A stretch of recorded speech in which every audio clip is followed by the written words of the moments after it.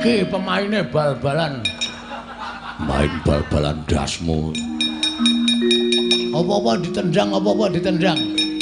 Kena kandhani ora kowe? Hah? Kena kandhani ora? Kula gelem dikandhani nek waton Bathara Guru ngendikake bapakku iki omahe kene isih urip apa wis mati. Nek ora ana sing ngandhake kula ngamuk sak ngamuk-ngamuke. Ora nyawang Pandhawa, ora nyawang sapa-sapa. Tak amuk kabeh. Wah.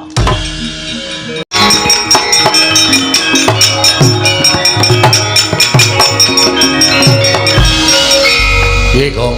Sip. Jos. Wiradala. Kena tenan, tak antem nggon weteng mudhar kowe. Langsung dekem Bathara Indra, tak du garse karo garesku. Menang endi? Menang kono e. Lho. Garesku mlentrung. Aku jenengane gares empuk kok didu ora. Pun matur nuwun nggih. Ya. Pokoke nek ana apa-apa kowe wadul aku sing ndombani karo kowe. Siap. Nek ana dewa sing ngentokke pengabaran kowe ora usah wedi. Kowe matur karo aku. Oke. Wah, seneng aku ngejak sampeyan ora lunga lho. Ora. Wah, lunga titenono kowe. Ndombani wong kok lunga, maju terus. Pokoke nganti ketemu karo Bathara Guru.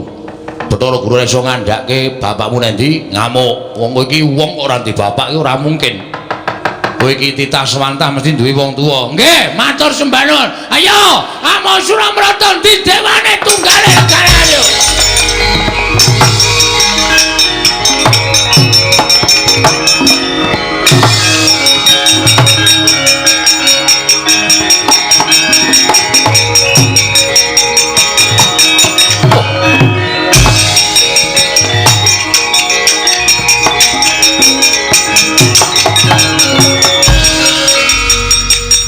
Bagong ngamuk ana ing repat keparasan. Nah, sapa kowe? Bathara Brahma. Bathara Brahma iki sapa?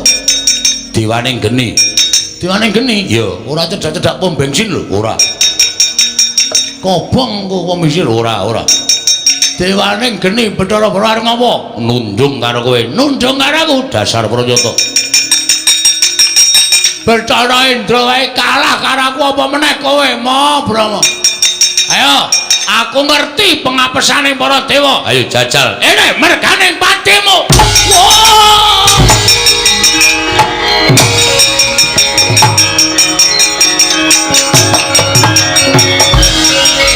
Piye, Gong? Kok mung pisan le iso? Bareng kula ngantem Bathara Brahma ora apa-apa e. Mesti ning sing lali kowe. Gong, wonten dawuh apa kula? Ana apa Bagong kita sowan? Ngane-anehi teka dadi gegering Kayiwangan hawa panas sing sumundulana ing Kayiwangan ana kawan Bagong matura yen darbe panjaluk tumuli matura yen darbe pitakonan tumuli takokno marang panjenengan ulun bakal nampa ingkang dadi atur kita Panakawan matur sembah sewu nuwun tanpa pepindhan pukulun wale-wale menapa sowan kula ngersa paduka Hyang Pikulun menika estunipun nuruti kalih ati kula pukulun nuruti kelawan ati kita nggih sebabe apa critane rak ngeten kula niku krungu kabar nek Kak Gareng niku wis tau tate ketemu karo bapakne kula tanjeke teng omahe Gareng Reng apa kowe wis tau ketemu karo bapakmu kok Gareng niku semaur heeh nek ngono adek iki dudu anake Semar dudu ya mung anak pek-pekan ngoten. Lah bapakmu sapa, Rek? Bapakku ki padha karo bapakne Petro, tunggal bapak. Terus kula mara tenggene Petro. Truk, ngoten niku. Apa bapakmu karo bapakne Gareng ki padha apa? Padha. Nek ngono kowe karo aku barang ki padha tunggal bapak, ora. Kowe ki beda dhewe. Ngoten niku. Lah terus bapakku sapa, Truk? Bapakmu ya Semar kae. Monggo ati kula niku jane ora pas. Nek kula ngrasake anak Semar niku mboten. Wong Petro karo Gareng kowe bapakne beda kok. Ngoten. Nggih bener nek Semar niku ya anak-anak. Ning anake Semar niku do dadi dewa. Mula sing dijak medhun ning jagat niku mung anak-anake Kuwalon. Sing dijak sengsara niku mung anak-anake Kuwalon. Terus kula takon kali Gareng, "Lah anakku, bapakku sapa, Reng?" "Ayo mbah, ngoten niku." Kelara-lara kula 7 dina 7 bengi ora doyan mangan. Meneng mawon kula teng omah mikir nganti rambut kula sing ngarep rontok niki. Niki mergo kula mikir wong tuwa kula niku jane sapa? Ora mungkin nek kula niku urip kok mlethek saka watu. Niku mboten bakal kelakon. Tumuli kula rembugan kalih bojo kula. Bojo kita nggih. Yem tariem. Bojo kita jenenge Tariem nggih malah durung ulun catet yen to ulun kagungan titah alan Dewi Tariem mboten Dewi niku mboten anake ratu niku anake tani kok iya Bagong nggih lek kula ketemu teng gubuk asmara iya Bagong nggih ayo pripun meneh sing jeneng jodoh lah iya lah nggih piye aku kok ngene iki aku kok kaya rumangsaku kok kaya urip kok ora ndek wong tuwa ta Yem. Angge sampean pripun carane Pak goleki bapak? Bapak sampean niku sapa? Bapak kuwi jarene ya Semar kuwi. Bojo kula wae ora yakin kok. Nek kula niku anake Semar, rupa ya beda, kesenengan ya beda. Hobi ya beda. Semar niku hobine wedangan. Kali pacitan, kula hobine nyopet. Lah beda to ta? Pun beda lah sih. Mesti enten darah sing mengalir teng kula nek pancen kula niku anake Semar. Ha terus kula rembugan kalih bojo kula ngene wae Yem. Nek aku ora iso nyembah wong tuaku, aku ki isin, aku ki wirang. Mula tak nek aku goleki bapak piye? Ha monggo Kamas. Kamas pangeran ajeng tindak. Pangeran sop? Pangeran anu bojo kula nek ngundang kula pangeran. Oh. Mboten napa-napa karena wis aku gelem ngepek kowe Yem nek kowe nek nyeluk aku pangeran ngoten nang omah sepriki niki nek ajeng tindak goleki bapak nggih monggo ning kowe tak tinggal suwe lho Yem mboten masalah ngoten mengko nek kowe kangen piye ora bojo kula niku Semar ra nggih tesih kathah tangga teparo to Mas anjen bojo kula niku tilas wong nakal oh iya ning kula slametke saking lubang napa jenenge kenakalan kula entaske dasane iki dadi wong apik ya iso golo-golo kumat iya iya ora apa-apa anak kula sing cilik dhewe niku ora mboten padha kali kula to iya iya si Basir iya iya niku raine mboten padha kali kula nek mboten apa-apa tak openi jeneng kula niku seneng anu kok nglumpuhke pahala iya iya Bagong sak banjure piye ah terus kula takon aku lek arep takon endi ya saya coba bayangno Semar tak takoni mesti lara ati wong Semar ki bapakku angkat upama tak takoni Mar bapak kuwi asline sapa mesti weh blegegek ugeng niku metu terus mesti ugek-ugeke niku wis ora bakal leren iya mula terus aku arep takon Semar ya apa aku tak takon Ndara-ndara Pandhawa ampun wong sampeyan niku umure karo Pandhawa niku tuwa sampeyan mboten bakal ngerti tak takon sinuwun Ndarawati apa ampun nika ya tuwa sampeyan karo nata Ndarawati lah aku terus arep takon endi mang minggah teng Kayangan Surabaya Suralaya dalane ngendi Yem nek ngendikaning piyai sepuh kudu munggah gunung Himalaya kula lakoni mongko dhuwure minta ampun pucuke nganti ketutupan mega niku rak saking dhuwure. Kula nggawa tampar. Mendaki kula niki wau. Iya Bagong nggih. Terus tekan latar sing ngombo sing panas banget jenenge napa Ulun? Repat kepanasan. Ah. Repat kepanasan riku panase ra jamak-jamak. Terus kula ajeng mlebu niku dijegat buta loro. Nggawa gada kali nggawa pedhang gedhe banget. Kuwi buta ingkang tunggu kari sela matangkep. Jenenge sapa? Cingkara Bala Upata. Kula dicegat ra entuk. Kula nekat tak tantang gelut. Lho. Cingkara Bala Upata tak tantang perang. Nggih, asalahe kula ra entuk mlebu kok. Lho terus piye iki? Buta loro pun mati kabeh teng mriku. Lho. Mati nang urip meneh. Ampun kuwatir to, sampeyan ora kaget. Kali omongane Bagong niku ampun mangcekeli tenanan. Mulane kalau omong niku kayak ngapusi mbangane bener e. Wah, setan tenan lah. Iki wis deg-degan e. wis arep utusan Yama Dipati kan kon nitik cingkara bala-bala upata. Kula mlebu bleng. Terus wonten kayangan kula leboni bleng wonten jebule sing lenggah teng mriku dewane ngangin. Bathara Bayu. Kula sowan pukulun Bathara Guru mrika dudu. Ulun Bathara Bayu. Oh, Bathara Bayu niku napa dewane ngangin. Oh, berarti sing gawe entut barang niku Bathara Bayu. Wah, jan Bagong iki. Didudui mriki niki kok andher para dewa akeh banget.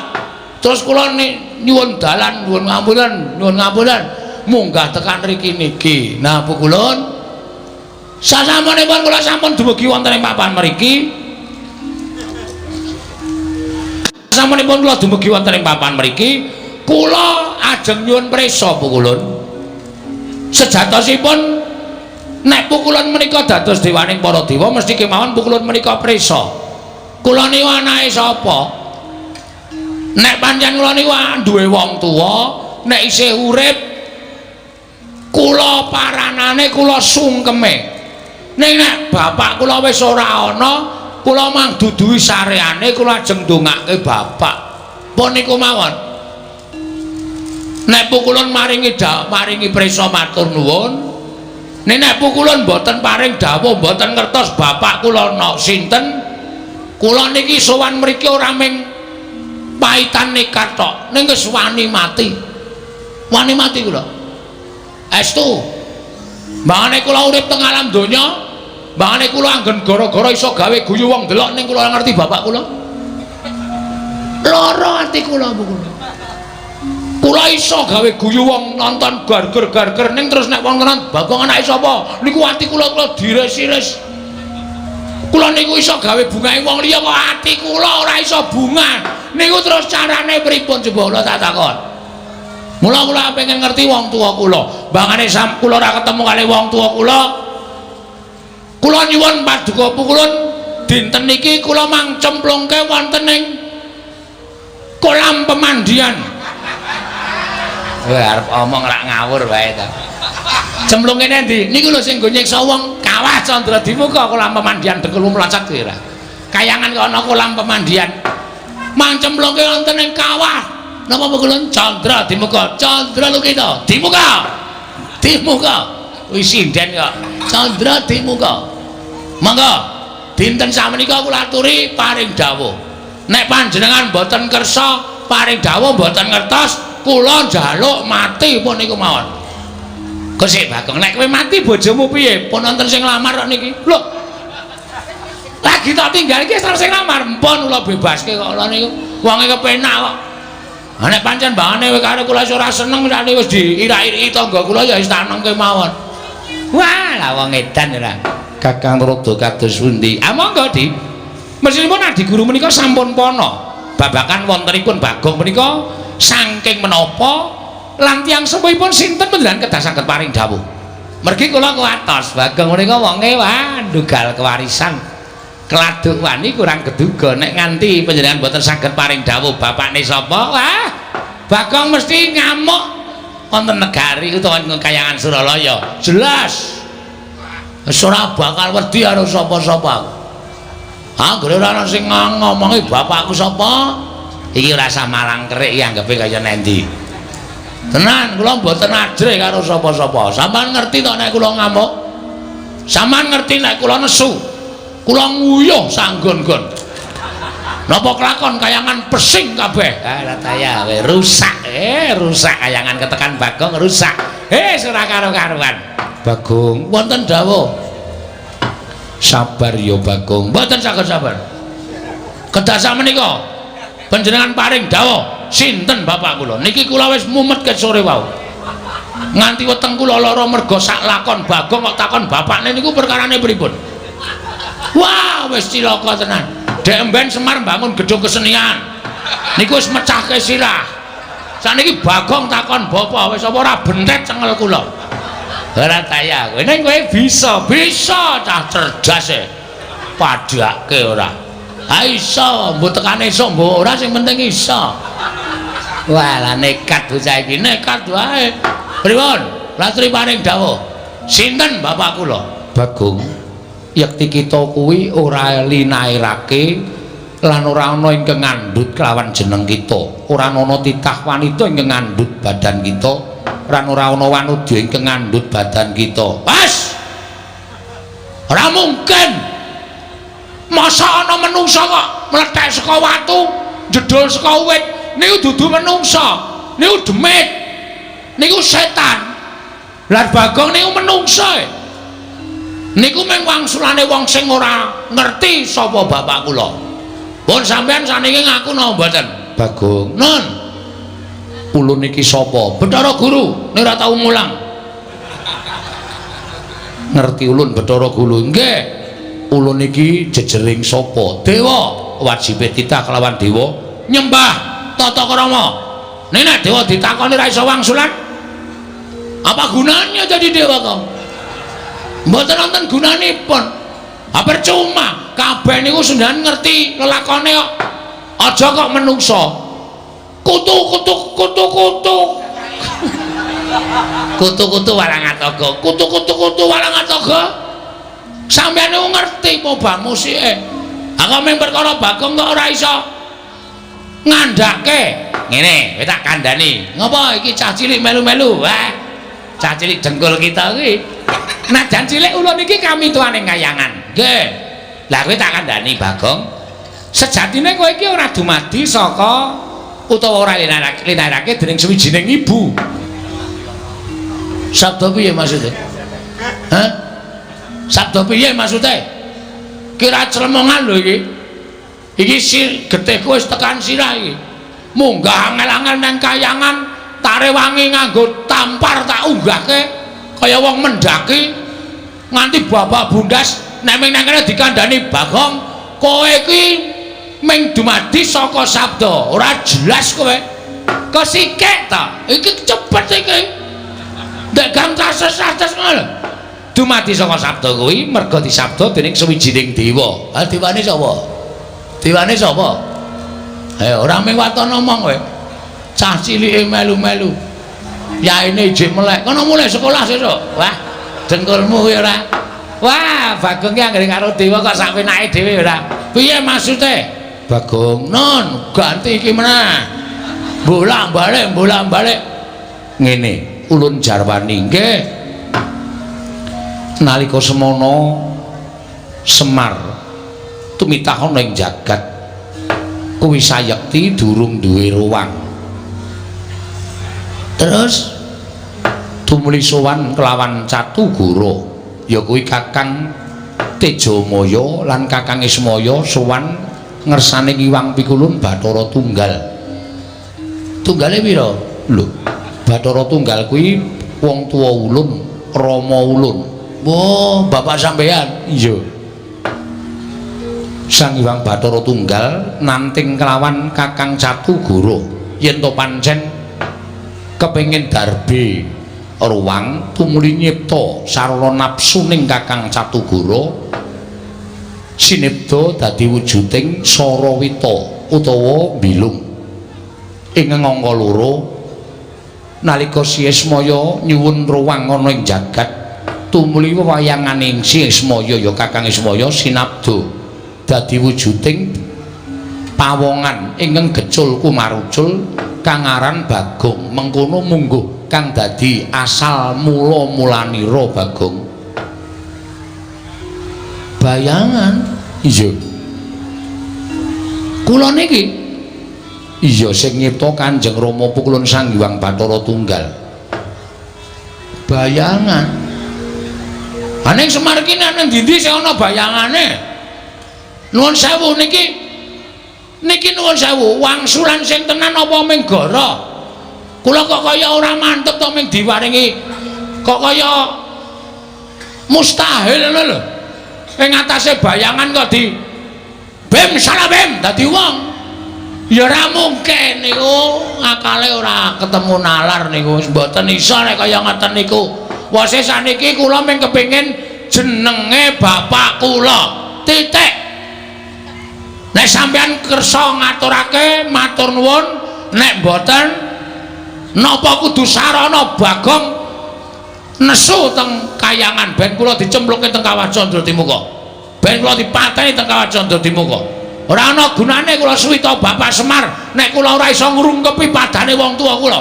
Ora ana gunane kula niku melu Semar nek kula ora iso ndongake wong tuwa kula. Ngoten mawon Bu Kulun. Pun niku kula nesu tenan iki. Niku aja tenang-tenang mawon to niki. Mugi andados ing kawuningan. Bu Kulun Betra Rada mangsa wang rai kula niku wis abang tenan. Niki tenan niki kula nek ora entuk jawaban tenan, kula nesu tenan. Nek perlu kayangan kula gawe sungsang bawana balik Bu Kulun.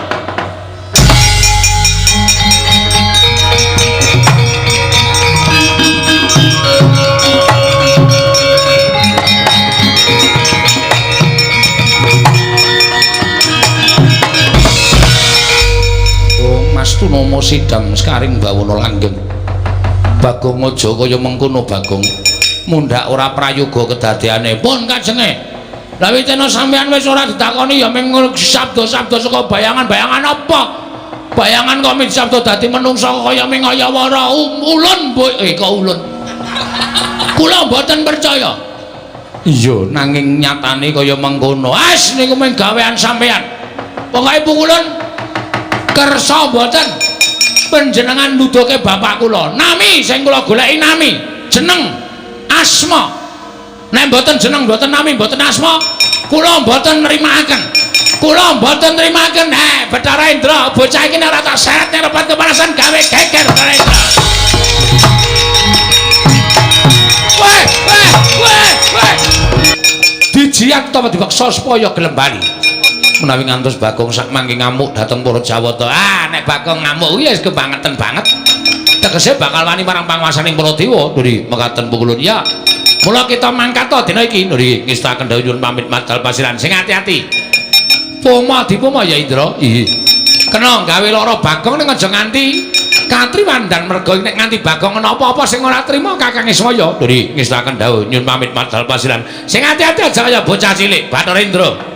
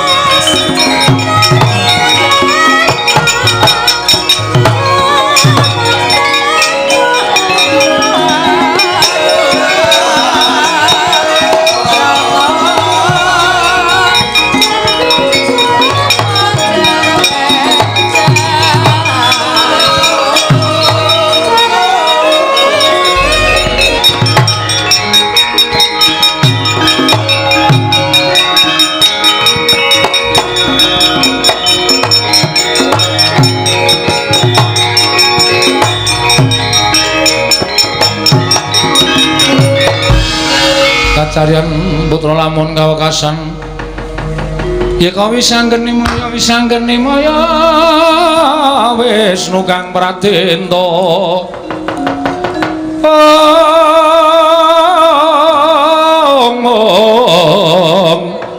wisanggeni maya Wisnu pradenta wah aku ora ngerti tanpa taliwona Bathara Indra nyikep karo aku saka mburi saiki aku dipapanke ana ing repat kepanasan ning taunana windanana aku ora bakal medhun ning jagat arep mati garing nang ngene tak lakoni pulo aku mulih ning alam donya nek nganti aku ora weruh karo bapakku percuma ora ana gunane nek dewa ora ngeparengake paring dawuh sapa wong tuaku sejatine wis ben mbok tekan modar mbok men tak lakonane nek aku jane gumun aku ki ya ngopo to ya aku ki ya wong dewa wis paring dawuh kaya ngono iso lho aku ki dadi saka bayangan ya iso ning apa ya iya sing kepindho iki jane aku tekan kene iki ana sing ngeterke ning didhawuhi supaya aja omong karo sapa-sapa Ndara Antasena kok malah ora ngetok ki piye maksude iki nek nganti aku cilik lara gedhe tekaning pati terus Ndara Antasena ora muncul piye sapa sing arep tanggung jawab ndekno mau nang omah gong nek arep takon karo bapakmu takon sapa bapakmu munggah ning kayangan takon dewa carane pripun Den ayo tak unggahke rasa kuwatir nganti tak rewangi ngapusi karo dewa-dewa kowe munggah mlebu kayangan tak anteni ning repat kepanasan bareng aku tekan kene kok sepi mamring ora ana wong ki engko gek mulih si Antasena iki nek mulih cilaka aku mulih ya ora ro dalane maju ya bakal dikeroyok dewa wah lah wis nasib pancen wis pestiku apa kudu kaya ngene ya lelakonku wis lah terserah Antasena jedul ya karepmu nang simpingan ya karepmu ora arep tak gagas sing penting niatku wis gembleng Ndara Antasena ngewangi ya matur nuwun ora ya lakonane dhewe mati urip wis tak entengke kabeh pokoke Bathara Guru nek Bathara Guru ora kepareng sarta ora iso ngendikake nek ndi bapakku ora pantes dadi Bathara Guru Bathara Guru ki kudu ngerti apa wae dheweke iki dadi dewaning para dewa kudu ngerti marang kananing titah kok dadi tak takoni bapakku kok ora paham kaya ngono kok dadi dewa ora wangun dadi dewa Bathara Guru mula waktu dina iki aku ora nrimake nek Bathara Guru ngandhakake bapakku nendi kayangan tak gawe geger lho kusik apa kowe wani karo para dewa lho wis muni ngene kok dikira ora wani ta iki wis nekat nek kaya ngene iki tegese kowe wani yen wani tegese aku iki kudu peksa karo kowe Bagong terus kowe tak candhak tak uncalake saka Gunung Himalaya ben tiba ning jagat kowe bali ning papan dunungmu nek pancen iso uncalno nek ora iso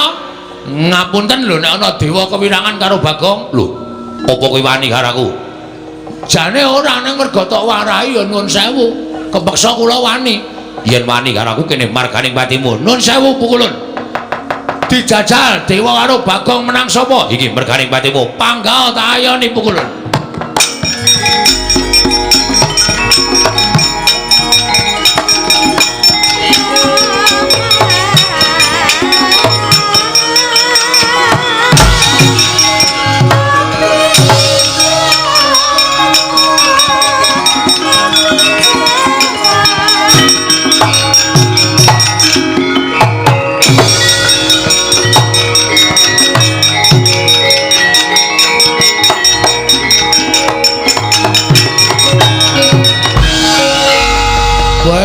iki aku lagi ngerti dewa ampuh ya nang kene iki dhek ngantem aku plak-plek mumet tak ampet kok bareng tak bales kok rasane tangan iki kaya temomo ning dodone kok kaya ora kena kaya kena wah jan nyemelangi tenan iki wis mudar tenan iki aku dikeroyok dewa tenan rek kae ngono ya arep dadi cah kendel dadi arep kepengin goleki bapak nenek kaya ngene iki sapa sing arep tak sambati Ndara Antasena ya minggat ora ketok bareng kahanan kaya ngene kok sak penake dhewe lunga tanpa pamit wis modar yem aku rek kae goleki bapak malah Sarapati nang kene mongko Bathara Indra ngoyak-oyak aku kaya ngono kae mesti kae urung ngetokke Jaya Kawijayan Aji Guna Kasantikan nek nganti ngentokke Aji Jaya Kawijayan mati tenan nang kene aku anakku isih cilik-cilik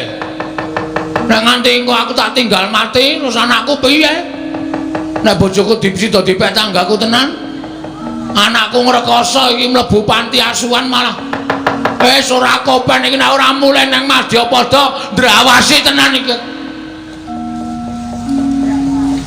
wis suwe Mas ya sawetara rada mriki ya Ngopo kok bingung? Ngopo bingung?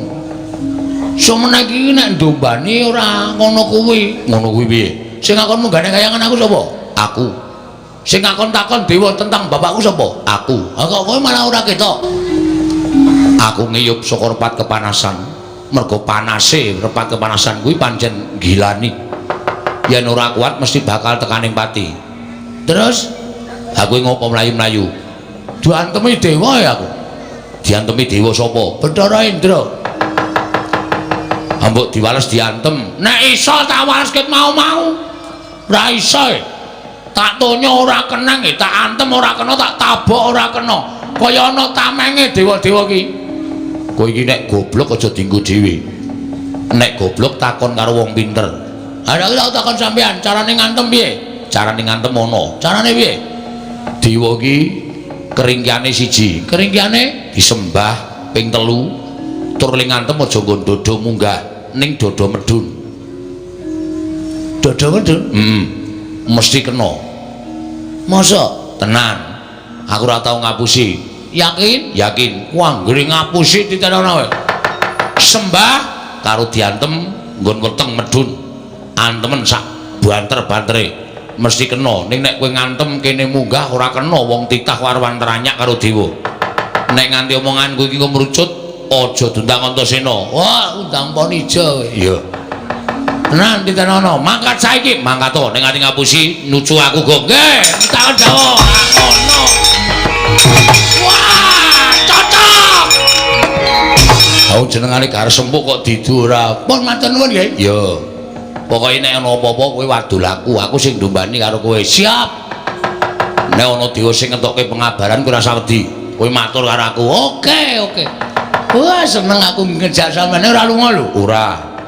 Wah, lunga titenono kowe. Ndombani wong kok lunga, maju terus. Pokoke nganti ketemu karo Bathara Guru. Bathara Guru iso ngandhake bapakmu nendi? Ngamuk. Wong kowe iki wong kok ora ndek bapak iki ora mungkin. Kowe iki titah swantah mesti duwe wong tuwa. Nggih, matur sembah nuwun. Ayo, Amo Suramrata di dewane tunggale negara ayo.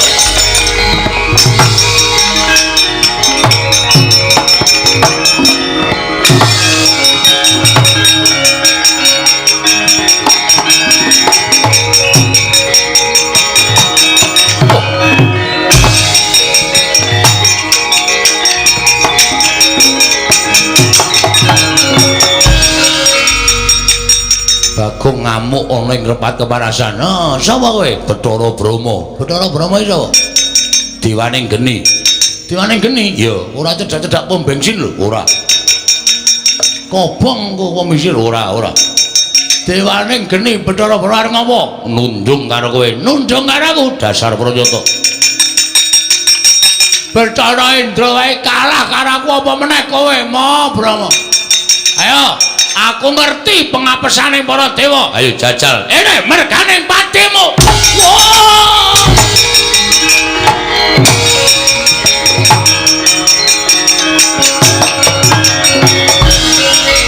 Piye, Gong? Kok mung pisan le iso?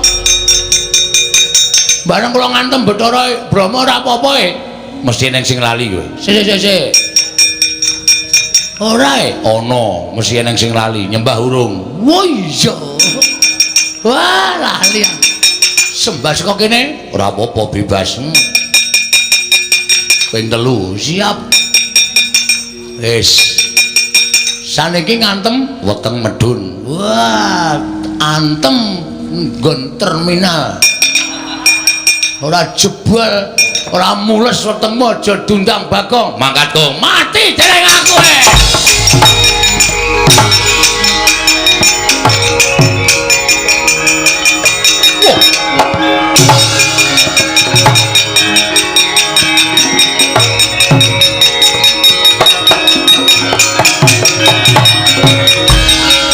Wih, ladal ampuh tenan kowe, ampuh ngungkuli pil pokoke.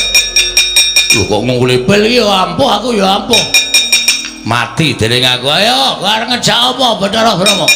Ora iso ngantem Bathara Brahma. Sing kandha sapa? Ora bakal iso ngantem Bathara. Sing kandha sapa? Ngati-ati, ngampet sik kowe. Waduh, mati aku. Waduh. Modar kowe.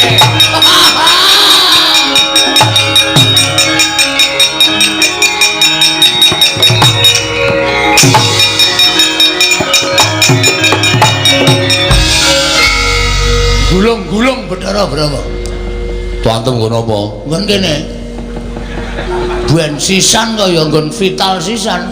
Kira-kira mati ya ben mati Dewa ora iso mati. Ora iso kok? Ora iso. Arep wong gulung-gulung kaya ngono kae iki ngrasake lara tok. Kae engko ngetokke geni, kowe nek ora ngati-ati kobong lho, Gong. Hah? Ngetokke geni. Nek ora ngati-ati kobong. Sembah ping 3 ora mandi. Dodo medun. Dodone geni nggon endi? Wah iya. Kae dewaning geni. Kae biasane Bathara Brahma iki nek nesu ngetokke geni, ngobong mungsuhe. Wis iki piye iki? Tanggung jawabmu no, Cina. Piye iki aku nek kanane kaya ngene iki? Ora usah kuwatir, ngejak aku iki mesti duwe penemu. Terus Kowe engko nek kobong ora bakal ngrasake panas.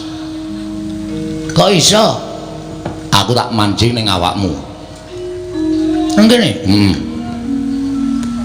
Sedeng po? Sedeng aku nganggo badan sukma mancing ning awakmu. Ora usah kuwatir. Pun kewon. Yo, metu ngendi? Metu cangkem po? Sedeng ora iki? Ora sedeng. Apa kene? Kene ciut ning sok amba barang. Ngono. Emoh. Mambu. Wah. Tak sabune. Kowe ngampet ambegan. Nang Ngampet ambegan. Ngono kuwi engko aku tak mlebu dhewe ning awakmu. Nek kowe klebon aku, kowe diobong ora apa-apa, disuduk ora apa-apa, dibacok ora apa-apa. Aku tak mapan ning awakmu dina iki. Dadi engko nek kowe dipobong karo Bathara Brahma iku ora bakal piye-piye awakmu. Wis yo aku tak mlebu yo. Nek aku mlebu ning awakmu mesti kowe ora bakal dadi wong ringkene, dadi wong sekti. Slamudar. Le ngampet ket mau ora gek mlebu-mlebu kowe wis. Yo. Yo.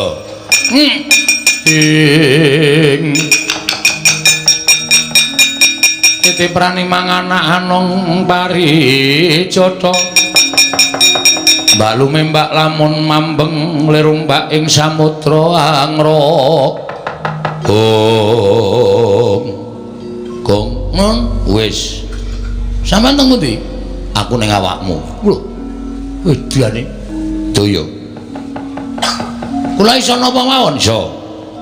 Kowe ditamani geni Ora apa-apa. blebeke nang segara Ora mati.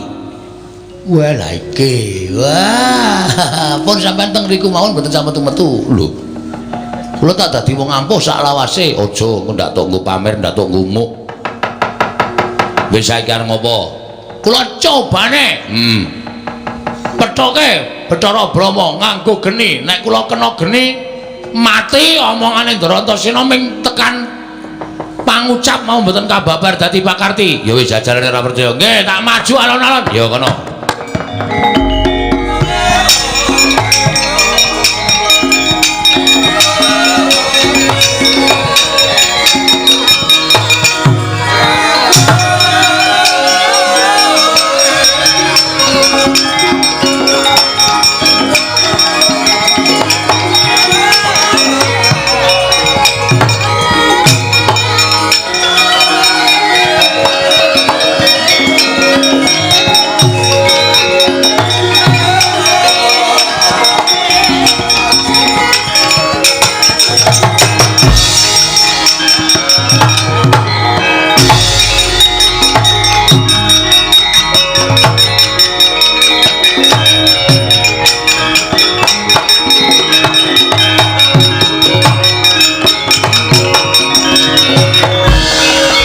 Suwaning jajalan Bagong wani gendak sikara karo Bathara Brahma. Mirang-mirangke Bathara Brahma. Bagong, aku mentala karo kowe. Tibane daya kekuwataning Bathara Brahma, ora kobong awakmu aja tundang Bathara Brahma keparat.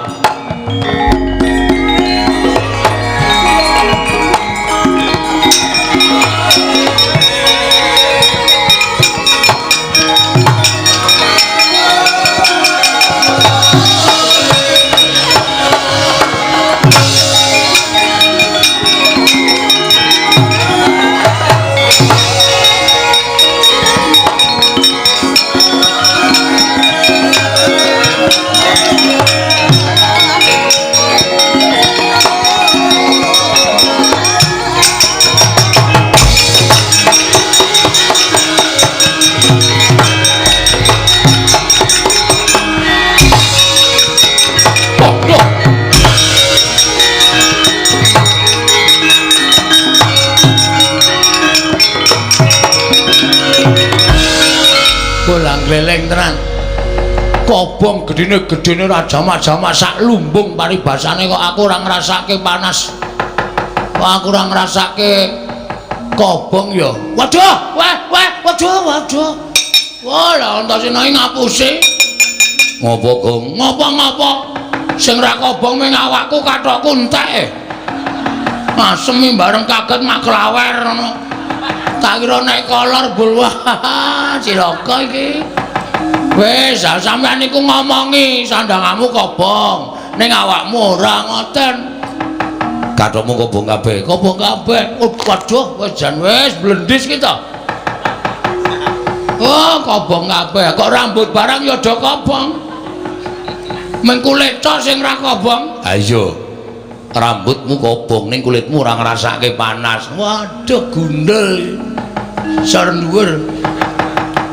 Blendis kabeh kaya ngene iki jan wis. Wah, wis kula tak golek kanu sik, tak golek gumbal. Ya ngono. Ndak di sini-sini kula ora. Ya wis kono ganti sik. Heeh, wis ora kateng nganggo kacu tak tutupan. Tak buntele men kaya lemper. Wis ben luweh. Ayo terus go ngamuk terus. Ngamuk Suramrata, Jayamrata. Imbang yen padha-padha. Dewa sapa wae maju mesti tak rampungi nek urung Bathara Guru ngandhake sapa bapakku tenan. Aja nganti mandeg tekan semene nggonmu golek karo bapakmu ya ditenani. Nek Bathara Guru mlayu ki ateges janjane Bathara Guru ora ngerti bapakmu ki sapa. Lah nggih. Nek tak pikir-pikir iki suwe-suwe kriwikan dadi grojokan geguyon dadi tangisan. Waune kula mung rembugan karo sampeyan ming jagongan perkara bapak. Lah kok dadi sampeyan tok netangi pepinginaning ati kula supaya takon bapak kula teng pundi. Monggo jenengan terus ngojo-ojohi kula munggah teng kayangan kula ya manut. Lah iya. Lah nyatane wis tekan semene, Gong. Ibarate wong nyabrang ana ing kali kuwi maju ya teles, mundur ya teles. Mula nek tumrap aku ya maju sisan. Ning nganti mengko ndara-ndara Pandhawa ngerti, wis ora usah wedi. Ditekati pancen ndara-ndaramu Pandhawa utawa wong tuaku Pandhawa arep melu-melu katutke sisan. Wah iki ketoke sampeyan iki ngojo-ojohi ning kaya ming mbombong kula ora mbombong ki tenanan. Sampeyan bantu, tak bantu. Aku metu saka awakku lho, ya aku tak mlebu. Sampeyan mlebu nek kula ketemu sapa-sapa niku dadine gedhe ati kula. Kula ora wedi karo sapa-sapa. Ya wis aku tak mlebu Bathara Guru ya. Lah ora ngono malah mlebu metu ora jelas ora.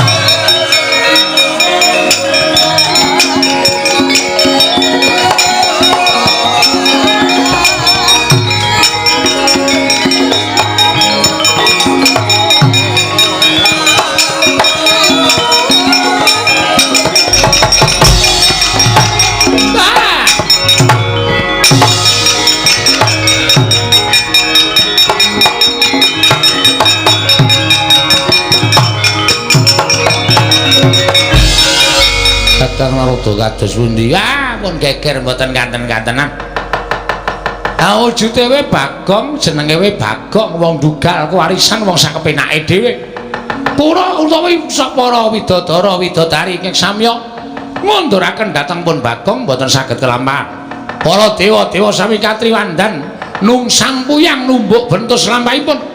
Inggih Kakang Narada lajeng keparingipun kados pundi? Nyatanipun panjenengan sampun mboten saged ngaturaken sinten tiyang sepuhipun Bagong. Lajeng keparingipun Kakang Narada menapa kula kedah mlajar saking kayangan. Ah, nek mboten mlayu kewirangan lho, Dik. Nek mboten mlayu panjenengan badhe kewirangan. Lajeng mlajar wonten pundi? Jana Loka kemawon. Sowan dhateng sinten? Ah, Bagong menika abdipun para Pandhawa. Pandhawa dilapori nek Bagong kurang ajar mesti kemawon Bagong badhe nampi pidana saking para Pandhawa. Dik, monggo Kakang.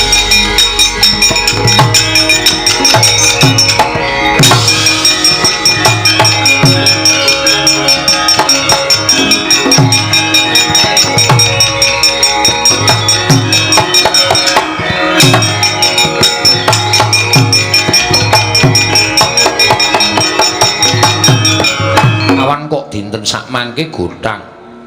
Panji kula nampi pelaporanipun anak kula Gareng kalih Petruk. Anak kula Bagong wis sawetawis wekdal menika ninggal griya. Monggo mboten dipun mangertosi wonten pundi papan durungipun. Kula pun takon-takon karo tangga teparo kiwa tengene Bagong. Mboten wonten ingkang sami mangertosi lan mboten wonten ingkang sami nyumurupi wonten pundi lenggahipun anak kula Bagong. Mengkono Kakang Semar nggih. Mila Den. Kula wis pasrah bongkokan. Menawi tetelo anak kula Bagong menika tasih urip, mugi-mugi Gusti-gusti kula para Pandhawa ugi saged manggihaken wonten pundi dunungipun. Nek anak kula Bagong pun mboten wonten, nggih sampun mboten napa-napa. Jarakan wong urip ing alam padang menika namung anut kersanipun sing gawe jagat Ndara. Miat langening kalanggiwan dakar pandan moncar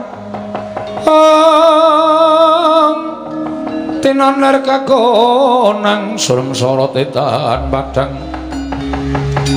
kasoran pacaring purnaming gegono dasari mangsa katiga dereng ngantos paripurna balwacana kasaring ing tumep saking dirgantara nggih Sang Hyang Pikulun manik moya karya kagiat kang samya mulat lang-lang ing triya mangungkong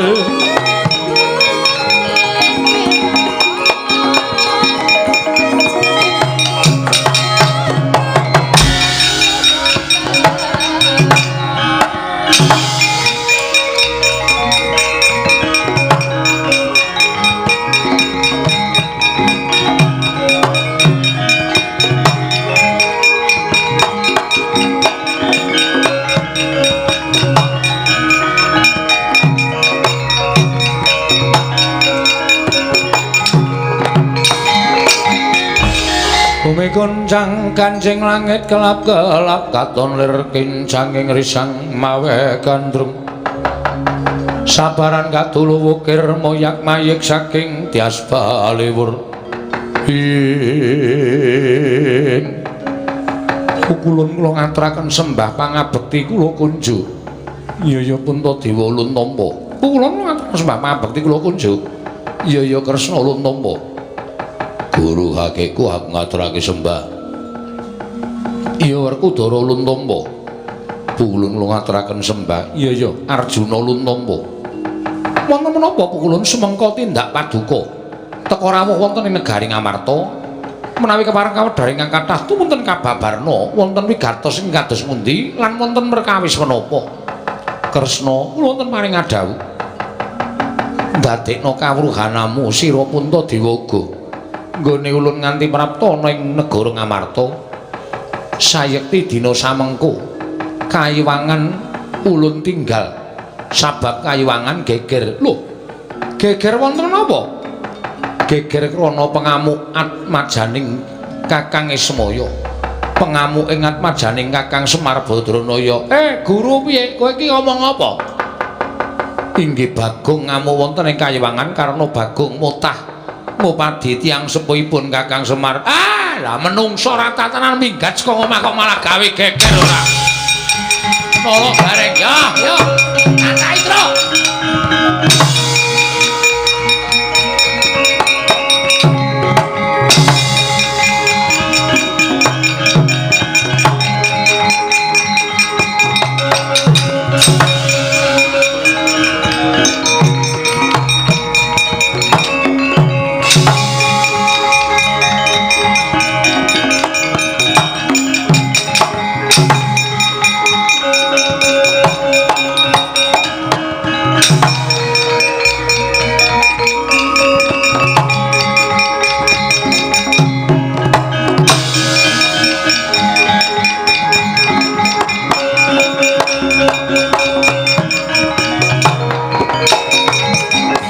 Redo mangawur-awur wurahan tengaraning ajurit gong maguru gongso tetekaya butulawar pantriting turangga esti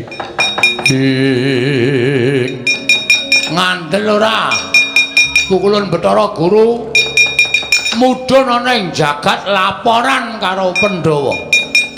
Gus, apa? Niki laporane Pandhawa tenane. Ora sawedi aku wis ning awakmu ngene iki kowe iki dikapak-kapake ora bakal iso tekaning pati. Kowe dipiloro ora bakal ngrasake loro. Nek pancen pepundenku para Pandhawa ora iso nuduhake wong tuamu sisan gawe kok. Bengi kowe dadi lakon. Oke. Nek mungsuh Ndara Janaka lawan. Ndara Werkudara wani. Oke, iki arep geleleng tenan aku iki. Ayo. Wulo, aku sing maju malah sikira tekle. Gareng kok ketingklang-ketingkling. Piye kowe ngajar kakangmu wani ora? Kita iki diutus karo Ndara Pandhawa kon ngendhake pepinginane Bagong. Wah enteni kene. Wah anggere gareng melu-melu potele sirahe. Ya aja dipotel, Gong. Kae kakangmu nek nganti mati piye? Ben diutang aku ora nyaur-nyaur. Ming semaya wae Senin, Selasa, Rebo, dandani ya ora. Arep tak jukuk apane wong omah ming kari kompor tok. Wis ben. Ah pethoke nala gareng areke wangi Bathara Guru Pak.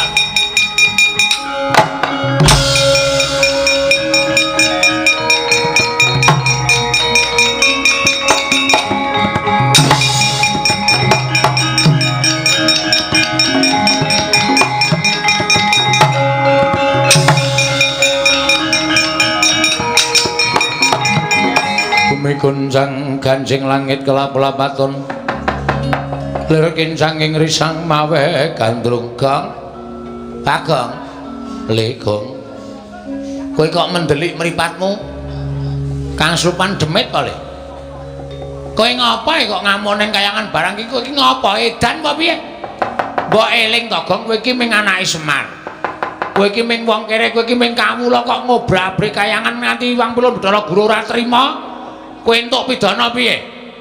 Gong sabar, Gong. Mula kok goro-goro tak enteni kok ora teko ki kowe jarene endi?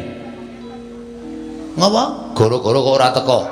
Wiwit bengi iki aku absen goro-goro. Lah ngopo? Gah. Pol paling ming gembus asmara, gubuk. Gembus dengkulmu mlocot, gubuk asmara. Jeli aku ngrungokke. Bengi iki aku lagi ora arep gara-gara truk lan dadi sumurupmu. Aku ngene iki pancen wis tak niati. Kowe tau ta reng tak takoni bapakmu sapa? Kowe tau muni ketemu bapakmu? Tau ta? Tau. Karo Petruk ketemu bapak. Jaman aku goleki bapak karo Petruk ya, Truk. Heeh. Bapakmu sapa? Begawan Salontara, ya Gandarwa Maya, ya Gandarwa Raja Bali. Manggone nendi? Saiki wis ora ning jagat wong kuwi mbiyen jim. Terus saiki wis dadi dewaning para dewa utawa dadi jangkeping para dewa. Ah, kuwi kowe wis ketemu karo bapakmu Petruk ya padha to? Padha. Aku ro gareng iki Kakang Adi. Nek jane tuwa aku ning ketemune Semar dhisik gareng mula dituwake gareng bangane Petruk. Terus saiki anak telu Semar iki kok sing loro ketemu karo bapakne kok aku ora. Adil ora ngono.